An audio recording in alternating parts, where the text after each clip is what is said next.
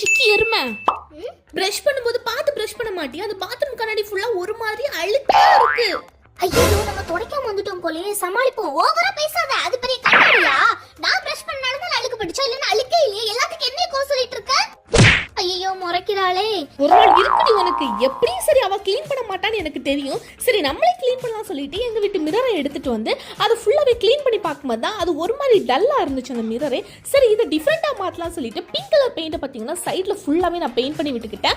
அதை காய விட்டதுக்கு அப்புறமா இந்த மாதிரி பிளாஸ்டிக் ஸ்ட்ரா என்கிட்ட இருந்துச்சு. அதை ஒரு பாக்ஸ்ல இந்த மாதிரி கட் பண்ணி போட்டுட்டு அதுல எல்லோ கலர் பெயிண்ட் கொஞ்சமா ஊத்தி இந்த மாதிரி நீங்க ஷேக் பண்ணி எடுத்தீங்கன்னா பெயிண்ட் எல்லாம் பாத்தீங்கன்னா ஸ்ட்ரால ஈஸியா பிடிச்சிரும். நம்மளுக்கு ஒவ்வொன்றா இருந்து பெயிண்ட் பண்ண தேவை கிடையாது. அதை அப்படியே காய வச்சுட்டு அதை எடுத்து பாத்தீங்கன்னா எங்க மிரருக்கு சைடுல இந்த மாதிரி ஒட்டிட்டு எக்ஸ்ட்ரா இருக்கிறதெல்லாம் கட் பண்ணதுக்கு அப்புறம் சூப்பரான டிசைன் ரெடி. இது பார்க்க எப்படி இருக்குன்னு சொல்லுங்க. எனக்கு ரொம்ப பிடிச்சிருந்துச்சு. அப்படியே எங்க வீட்டு பாத்ரூம்லயே மாட்டிட்டேன். செல்லக்குட்டிஸ் கனேமலத்துக்கு ரச்சிதா, மகேஷா, ரிதன்யானு போல சுத்தரி கமெண்ட் பண்ண